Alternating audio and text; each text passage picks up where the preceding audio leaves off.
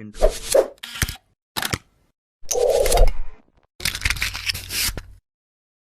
Assalamualaikum warahmatullahi wabarakatuh. Selamat siang, salam sejahtera untuk kita semua. Om Swastiastu, Namo Buddhaya, salam kebajikan, sugeng rahayu.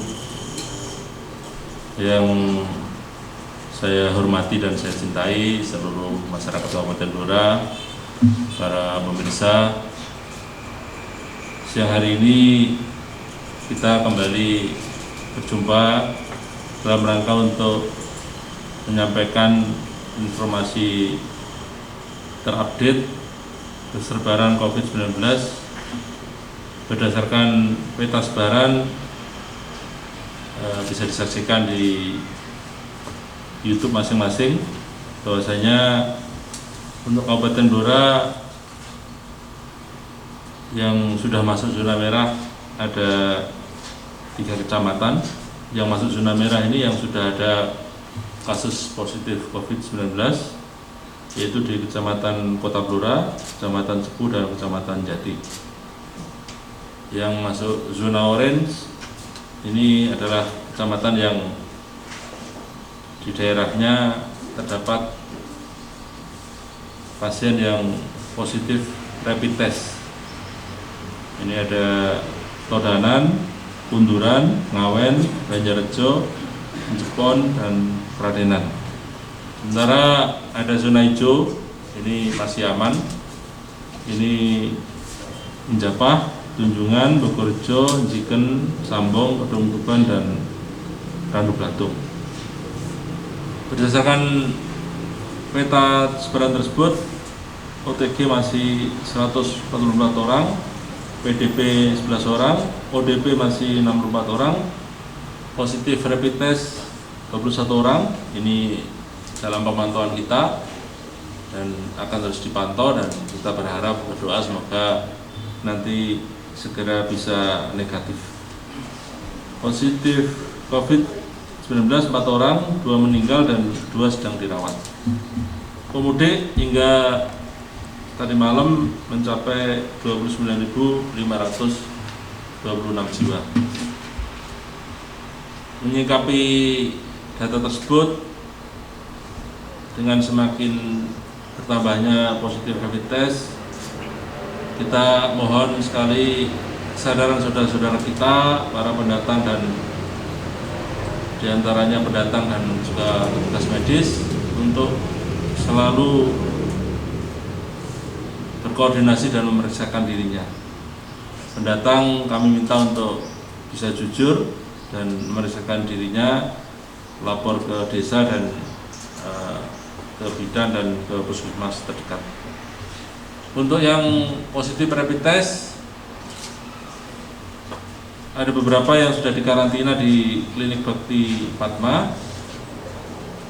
Ini semuanya nanti biayanya ditanggung oleh pemerintah, termasuk kebutuhan makan dan lain-lainnya. Dan juga untuk para perawat, sesuai dengan arahan Bapak Bupati bahwasanya tenaga medis ini kita lakukan isolasi di Cepu, di Hotel Grand Mega. Ini sudah mulai kemarin juga. Jadi untuk para tenaga medis yang terpapar, yang berkenan diisolasi ini di Hotel Grand Mega ini sudah dilaksanakan. Jumlahnya sekitar 4 atau 6 ya. Jadi sekali lagi kami menghimbau bahwasanya kita harus selalu bergandengan tangan bersama-sama bagaimana wabah COVID-19 di Blora ini bisa kita atasi secara bersama-sama. Jadi peran masyarakat sangat utama, jadi membantu pemerintah dalam rangka bersama-sama kompak untuk menangani wabah COVID-19 di Kabupaten Blora ini. Saya kira itu, dan kita terus berdoa dalam suasana bulan Ramadan ini, semoga pandemi COVID-19 ini segera berakhir di Blora ini. Sekali lagi kami sampaikan terima kasih atas peran serta seluruh pihak, seluruh stakeholder, dari masyarakat, dari tenaga medis, dari desa, dan seluruh pihak yang tidak bisa kami sebutkan satu persatu atas peran-peran yang sudah dijalankan selama ini. Semoga Allah SWT memberikan balasan pahala yang setimpal dan dicatat menjadi amal ibadah untuk kita semua. Terima kasih. Assalamualaikum warahmatullahi wabarakatuh.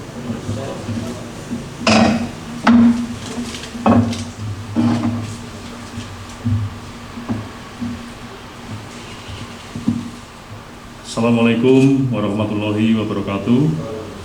Salam sejahtera bagi kita semua. Salam Om Swastiastu, Namo Buddhaya, salam kebajikan, Rahayu Segera Waras.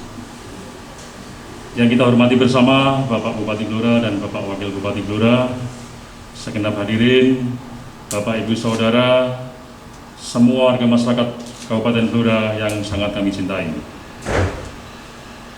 Dalam masa sulit pandemi COVID-19 seperti sekarang ini, kita semua sama-sama memiliki peran penting.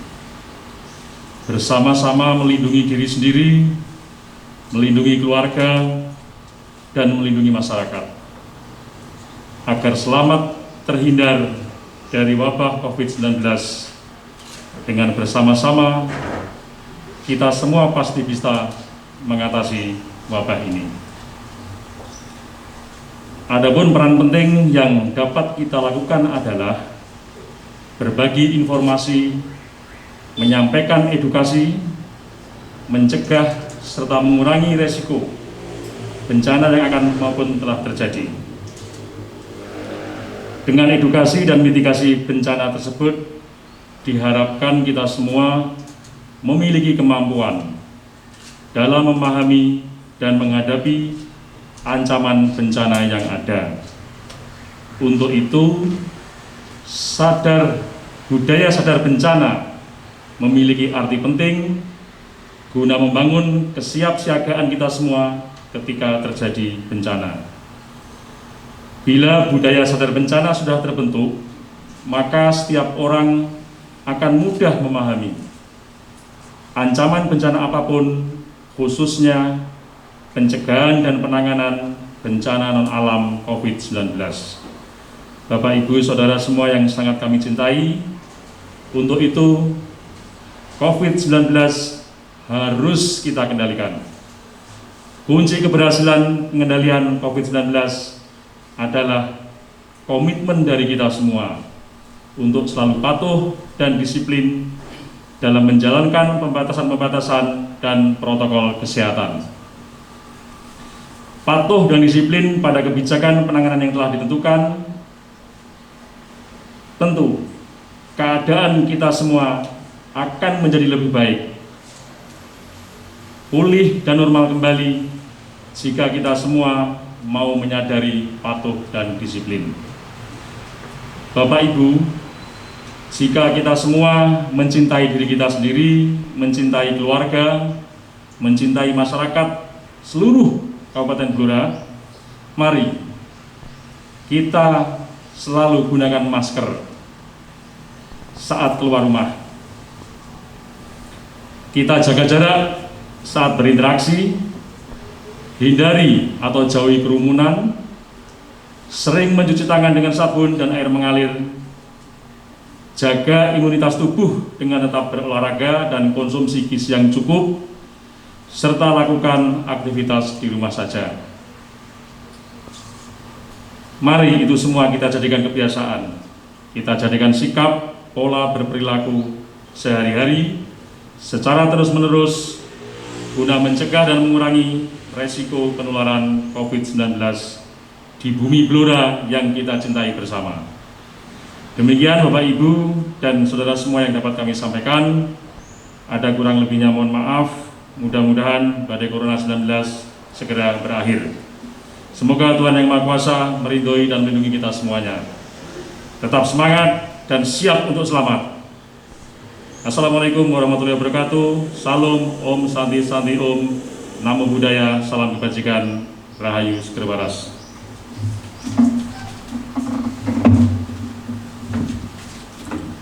Assalamualaikum warahmatullahi wabarakatuh. Yang pertama-tama kami sampaikan ucapan terima kasih kepada seluruh masyarakat di Kabupaten Blora, yang mana sampai saat ini partisipasi masyarakat, kedisiplinan patuh terhadap aturan protokoler penanggulangan COVID-19 masih tetap dijaga. Yang kedua, saya juga mengucapkan banyak terima kasih kepada rekan-rekan baik di rumah sakit maupun di puskesmas yang sampai dengan saat ini masih siap melaksanakan tugas sesuai dengan tupoksi masing-masing. Ada beberapa hal yang perlu sampaikan. Yang pertama adalah masalah rapid test. Rapid test ini tadi disampaikan bahwa di Blora ada rapid test sekitar 14-an. Yang paling besar adalah dari klaster Temboro. Untuk itu saya sangat mengharapkan baik dari masyarakat, khususnya kemudian dari petugas-petugas dari puskesmas, yang mana pada pertama sudah dilakukan pemeriksaan rapid test yang negatif, perlu diulang lagi untuk yang kedua. Jadi rapid test ini untuk yang level satu minggu pertama tidak akan kelihatan, kemudian bisa kelihatan setelah 7 hari mengalami penularan. Jadi pada saat pertama dilakukan negatif, untuk saat ini proses pelaksanaan rapid kedua, dan harapannya nanti tidak ada yang positif. Kemudian masalah rapid, ada beberapa pertanyaan disampaikan kepada saya untuk keakuratan rapid. Rapid test adalah suatu proses untuk mengetahui secara penapisan awal.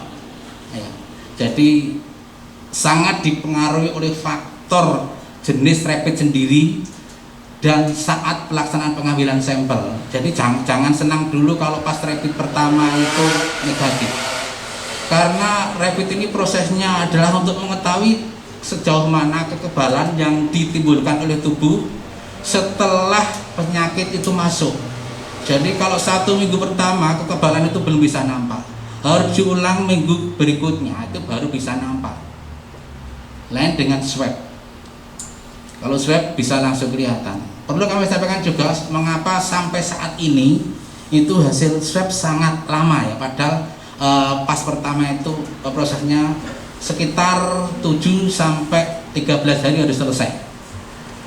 Saya sudah menghubungi beberapa lab yang melakukan pemeriksaan, karena kapasitas laboratorium Solo ini, yang Solo 3 sama Semarang sudah tutup karena kebanyakan sampel yang harus diperiksa.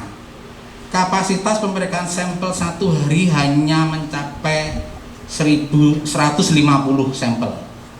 Padahal 1 hari itu ya sampel yang diterima ada 600 sampai 700. Coba bayangkan.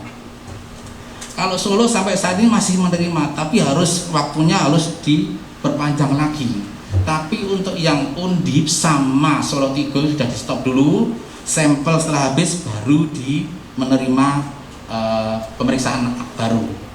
Jadi selama ini seharusnya kita ke Undip, tapi karena ditutup kita kirim ke Solo, sehingga kita harus menunggu agak lama. Jadi mungkin ada pertanyaan, kenapa kok swabnya tidak selesai hasilnya, tidak muncul-muncul seperti itu prosesnya.